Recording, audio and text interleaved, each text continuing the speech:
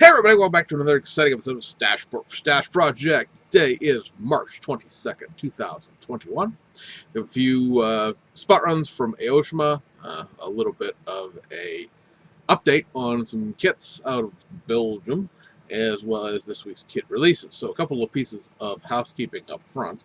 First of all, I want to remind everybody that it is 5 months till the IPMS Nationals in Las Vegas. Now, I know that IPMS is a verboten word in the automotive community because for some reason the two cannot mix, although a fair amount of car guys do go to the IPMS shows around here at least. Um, you know what? There hasn't been any shows, and there hasn't been any shows for a really long time. And while they're even looking at the vendor list, there's not a huge amount of car vendors there. There are a few, and hey, it's Vegas, right? So we actually, myself and my, ever-suffering wife, are going to be going. We've already went ahead and booked hotels and flights and rental cars and all that sort of thing. One thing to keep in mind, if you're not a member of the IPMS, you do have to join the national IPMS, $30 a year. I don't know, you get a couple of magazines or something like that, but you don't actually have to join your local chapter. They're not going to frog march you down to the local meetings and force you to talk about tanks for 2 hours. You just have to have an IPMS number in order to go to the convention itself. It's a 4-day thing, April 18th through the 21st, I want to say. It's a Wednesday through Saturday. And so, yeah, I mean, all up to you. I have no, no down-looking thoughts on anybody who was like, yeah, IPMS convention. But I'm also looking at sponsoring a category for the automotive class for having the staff project on the trophies. So that'll be something that'll be fun to do as well. And yeah, I'm just looking forward to getting out. We really haven't had a vacation since, really about 2012 or so. And, we get little, we'll go to the beach for the weekend or something like that the last couple of years. Obviously, we didn't do anything last year at all. And, it's time for us as a couple. We celebrated our 11th wedding anniversary a few weeks ago to, have one of those big all-out trips. So we're flying first class and all those sort of things. So we're gonna make a week out of it. Actually, we're gonna do all the touristy schlock as well as going to the convention itself. I'm not sure if I'm going to enter anything as of yet, because right now I don't think I have anything that would really be worthy of going to the Nats per se, but we do have 5 months to do something about that, so we'll see how that works out. But yeah, just want to throw that out there for you guys. Las Vegas is slowly reopening as of basically the beginning of March, and should be, hopefully, did buy travel insurance, hopefully be up and running in August to the point of not necessarily normality, but at least functionality of being able to get this convention underway. The vendor room is 25,000 square feet. The model room is 27,000 square feet. There's another 12,000 feet of exhibition space for all the various seminars and things like that. So it's a huge hotel. It's a Rio, the Caesars property right now. I think it's getting transferred to Hilton, but not before the show. But it's a huge property there on Flamingo, right on the other side of the freeway from the actual strip itself. But it's right on the strip, and yeah, hotel rooms are still available. Actually, at the host hotel, and of course, being Vegas, there's more than enough hotel rooms, and taxis and Ubers will take you everywhere else. And like I said, I know that it's military, blah blah blah, but it's definitely one of the things where I have probably learned more technique and various things like that from not necessarily IPMS members, but people who have a wider outlook on the hobby as a whole in terms of what they build and the subject matter that they, surround themselves with than necessarily strictly car modelers. It's not an insult at anybody. It's just the facts of the matter. I've noticed in the last couple of weeks, there's just a social commentary on what I've noticed in the last couple of weeks, that there's a lot of people right now putting up just whether it's how-tos or just their videos, a lot of people are using their airbrushes like it's a $150 spray paint can, and that is not what that's for. I've certainly, again, a lot of technique, a lot of the way I like to paint is derived a lot more from, if not IPMS builders, just builders of other stuff. But anyway, we'll leave that where it lies. Also, to the weekend's worth of man drama that took place on YouTube. Come on, guys. Seriously? It's plastic toy cars. All right, so to the spot runs for Aoshima. They are May in coming.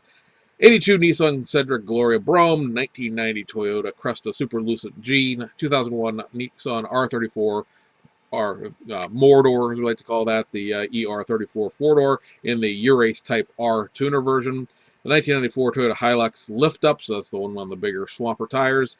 93 Subaru Legacy wagon in the Hippo Sleek tuner version, and the 1996 Honda Accord wagon in its Wings West tuner version. Also, the Liberty Walk, Liberty Works, Ken and Mary Works Shodai version, and that is the one that looks like the race car, the number 73 race car, that of course never really was. That's sort of the Liberty Walk tribute to that car, as well as Liberty Walk, Liberty Works, Hakasuka Works Skyline in the what is known as the Shakaten Kyoji version, which is the tribute version to the older 60s four-door Skylines that ran the original Japanese Grand Prix back in the day. Several wheel sets coming. 19-inch wheel sets. Work Gnosis GS2 or Gnosis GS2. Workmeister S1Rs. VIP Modular VX110s, as well as SSR Executors, CV1s, and then SSR Professor, SP1s, SP3s, and MS3s.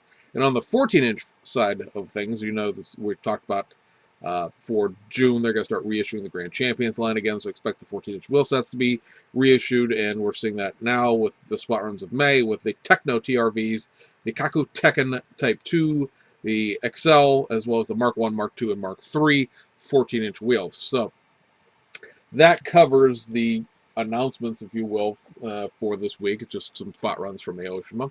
On the update side of things, we got this little flyer from Belt Kits out this week, promising the Citroen C3 WRC cars for this summer. Now, of course, the summer is what, May through August or May through September, so it's a big, wide open spot there. But you know, probably midsummer is going to be what I'm thinking on that. So you've got the Rally Finland 2017 version and the Tour de Corse 2018 version, which is Sebastian Loeb version. There was originally, I believe, planned to be a Rally Mexico version. That was Sebastian Loeb's first time back in WRC after leaving.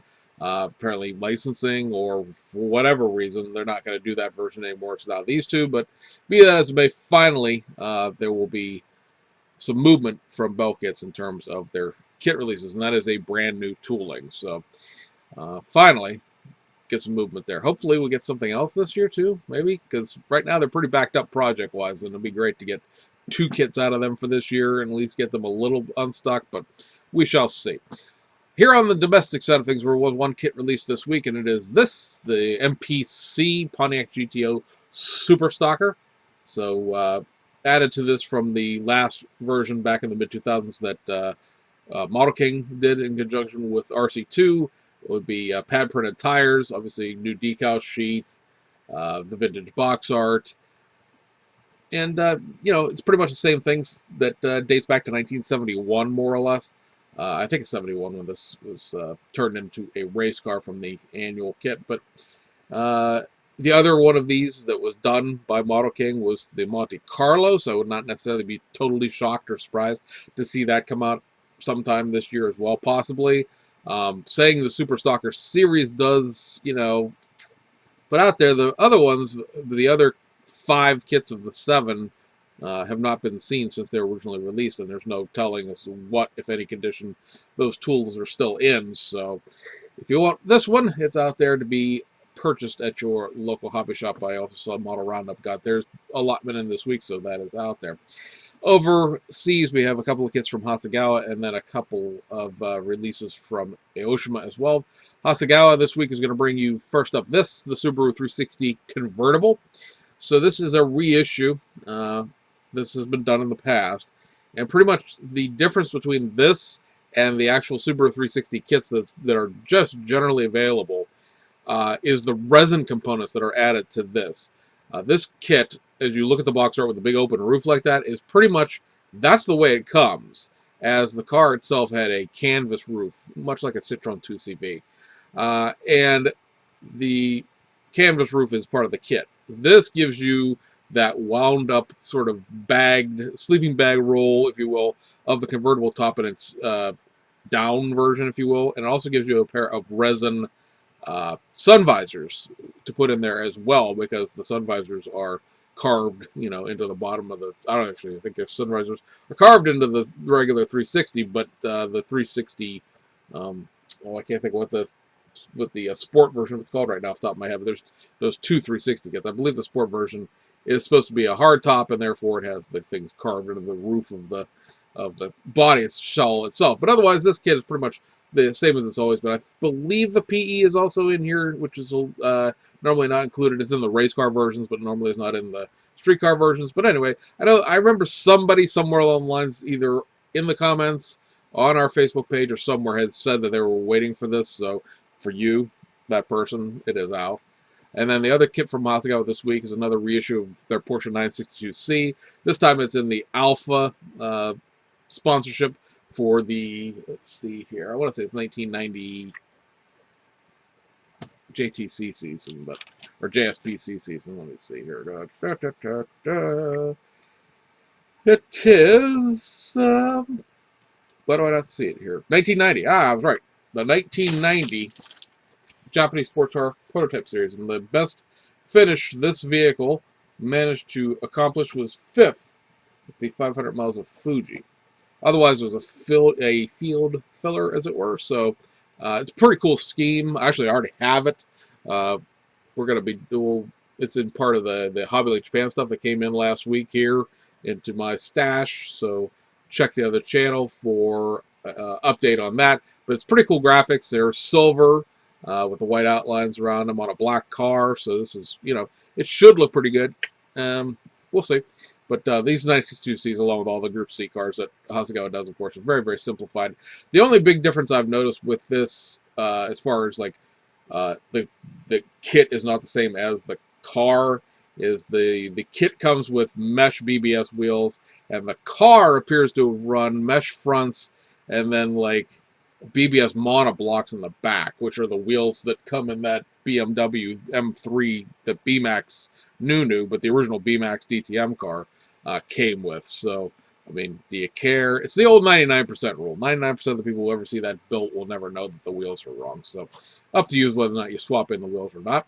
And then over at Aoshima, a couple releases this week. First up, you have this, the 1998 Toyota Crown Majesta UZS 151 version. This was a very, very limited release for some reason when it was done. This was converted to make the late model version. Came in a pretty cool box with the real picture of the real car on the side, but if you didn't buy one when the kit was released, you didn't get one. So for folks that are interested in a large full-size Toyota sedan, this kit is now available once again, and probably will be a little easier to find than the original version of it. So that's pretty cool. I don't need one again because I managed to find one of the original boxings of it on Japanese Yahoo auctions. But yeah, for everybody else, that's back out.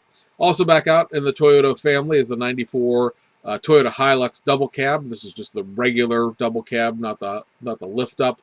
It does come with those great big off-road on the decal sheet in case you wanted to replicate the box art. Otherwise, it's a pretty cool kit. It is right-hand drive only. Does not have the left-hand drive parts, even though the interior is basically shared with the Hilux Surf, which is what we got here as the 4Runner. So if you had one of those, it would be very easy to swap in a left-hand drive dash and the left-hand drive wipers and everything. Although, technically we never got these here in the United States, but I believe they were exported to left-hand drive countries along the way. So it's an option. Otherwise, just a straight reissue on that. And then a couple of the VIP vans that are always fun to look at. First up, you have the Toyota Hiace and the Az Max VIP version here. So big old monoblock wheels and some ground effects and a spoiler and all that stuff. Again, it's a reissue of a kit that was issued in the past, so not a lot to write home for here in terms of it being new, but it's just a big old bulbous thing. It's just amusing. And then also, speaking of bulbous amusing things, you have the Toyota Istima, and it's a fabulous VIP van version here. So again, some ground effects and some wheels and things like that. As always, the VIP vans and stuff, if it is included in the tuned model car lineup, can only be built in the tuned model cars. Usually they'll include enough parts that you could almost kind of sort of build a factory stock car out of them, although the Estima was just reissued as a factory stock version. The Hiace either was or is coming back as a factory stock version here pretty soon. But usually you're stuck with the ground effects. Sometimes the body has them molded in. And then you're stuck with the VIP wheels. There's no factory stock wheels in them. So it's just a thought, to keep in mind when you're buying one of those things. You cannot, without buying some other things or swapping the wheels out, build it anything approaching factory stock. Usually the interiors of them are bone stock, which is amusing because all the stuff's done on the outside. Not a single leather seat or anything was added to that thing, but that would be tooling dollars, and we know how that works. So anyway, guys, that wraps this one up. I hope you guys had a great weekend, and we'll see you guys on the other side.